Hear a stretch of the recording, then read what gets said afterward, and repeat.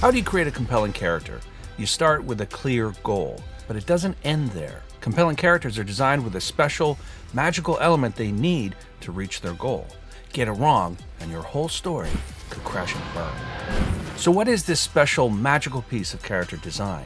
It's what George Lucas used to guide Luke Skywalker in Star Wars, what Vince Gilligan used to power Walter White in Breaking Bad, and what Tina Fey used to make Kimmy Schmidt unbreakable. It's the hero's gift, that unique skill, power, or essence that turns your protagonist into a hero. It's so essential that if you get it wrong, your story won't work.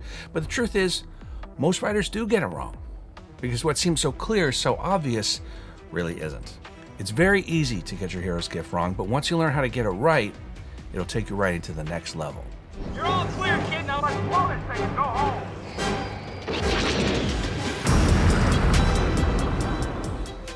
What's happening, party people? This is James A. Hurst. One day I hope to be James the Hurst.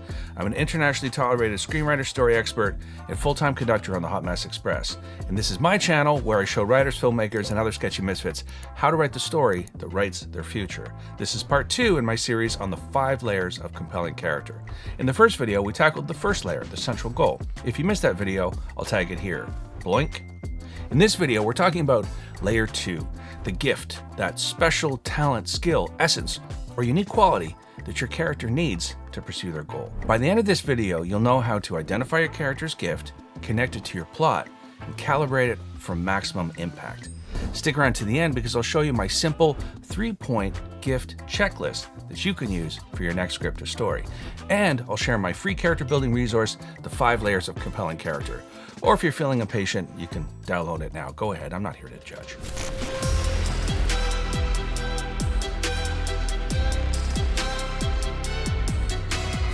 So what do I mean by the hero's gift? Everyone has a vague definition of what that means, but I want you and I to be on the same page, so let's nail it down right quick.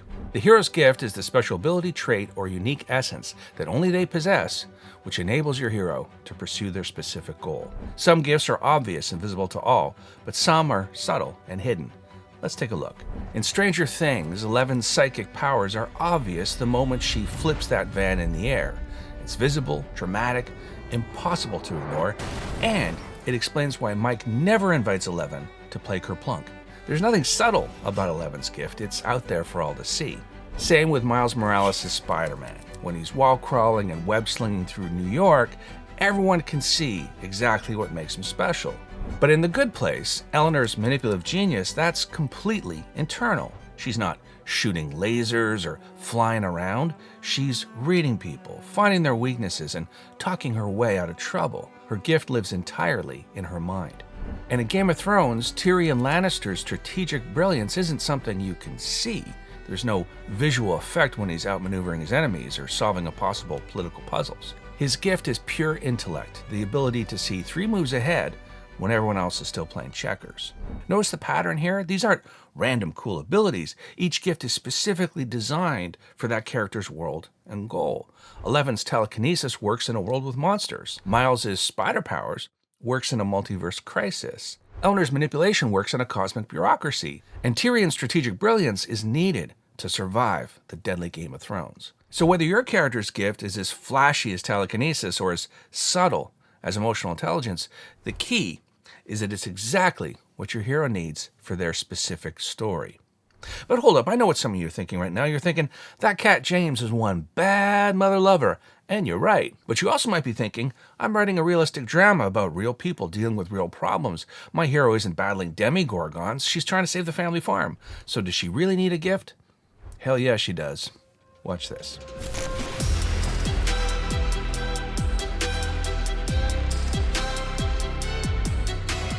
The most powerful gifts aren't always the flashiest ones. Sometimes they're as simple as just seeing the world differently than everyone else.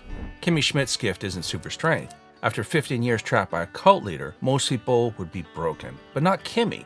Now you'd think surviving in a bunker for 15 years is pretty good training for finding affordable housing in Manhattan, but that's not her gift. Her gift is her relentless optimism.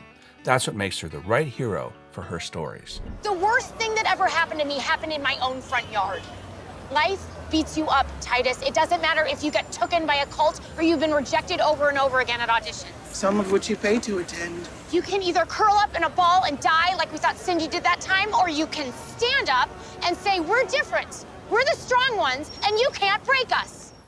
And then there's Paddington Bear. On the surface, he's just an extra polite bear who likes marmalade. What makes Paddington unique is his radical kindness. Oh, you don't want to do that. Aunt Lucy said, if you look for the good in people, you'll find it. Paddington gets thrown into prison with hardened criminals. Most characters would either fight back or cower in fear, but Paddington, he starts teaching the inmates how to make marmalade. Paddington's gift isn't telekinesis or super strength, it's radical kindness. That's much more than a character trait.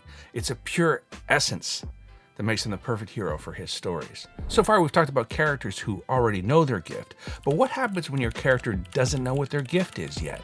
What if discovering that gift becomes the most important part of your story?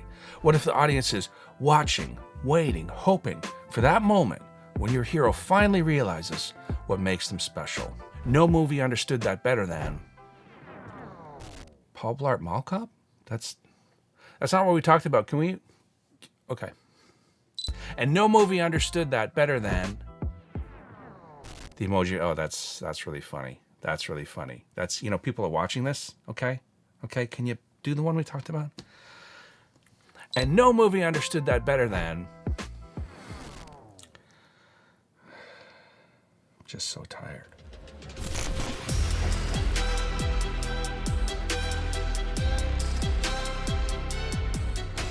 Luke Skywalker starts Star Wars as the most ordinary farm boy in the galaxy. A bit whiny, if I'm being honest. But I was going into Toshi Station to pick up some power converters. Luke is stuck in an intergalactic rut. Well, if there's a bright center to the universe, you're on the planet that it's farthest from. But thanks to some quirky droids, Luke crosses paths with old Ben Kenobi, known as Obeezy to friends. Obeezy sees something special in Luke and introduces him to the concept of the Force. The Force is what gives the Jedi his power. It's an energy field created by all living things. It surrounds us and penetrates us. It binds the galaxy together. Not everyone has the Force, but Obeezy senses Luke has raw Forceness. He just needs to train Luke to become real nice with it. First, the lightsaber training with the blast shield down. It's like learning to drive stick, except there's a bucket on your head, and you keep getting zapped with lasers. Your eyes can deceive you. Don't trust them. This isn't just Jedi philosophy. It's Luke learning that his gift isn't about what he can see. It's about what he can feel. And then the climax. Luke's in the trench, computers calculating the impossible shot. But at the crucial moment, he turns off his targeting computer, and he hears Obeezy speaking through the Force's Bluetooth. Use the Force, Luke. Let go, Luke. Luke, trust me. This is the moment Luke fully comes into his power. It's not his piloting skills, not his aim, but his ability to trust the Force, his gift. The discovery of the hero's gift is an incredibly satisfying journey rooted in classical myth. It's no wonder that it's been imitated so often. The Matrix followed the same arc, so did the Lego Movie, so did Spider-Man Into the Spider-Verse, and yeah, I guess Paul Blart Mall Cop. Well done. But here's the thing, just because your character has a gift doesn't mean it's the right gift. So how do you know if your character's gift is serving your story? Let me show you what I do.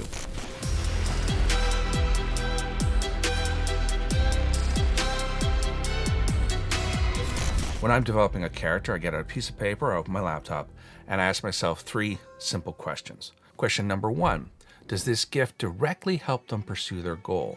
Walter White's goal is to leave money for his family before he dies.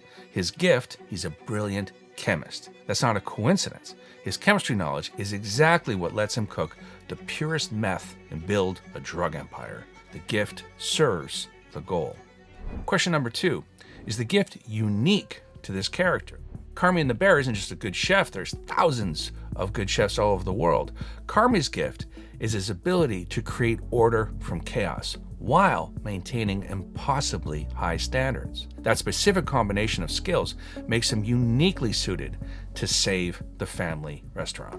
Question number 3, does using their gift cost him something. Sherlock Holmes' deductive abilities makes him the world's greatest detective.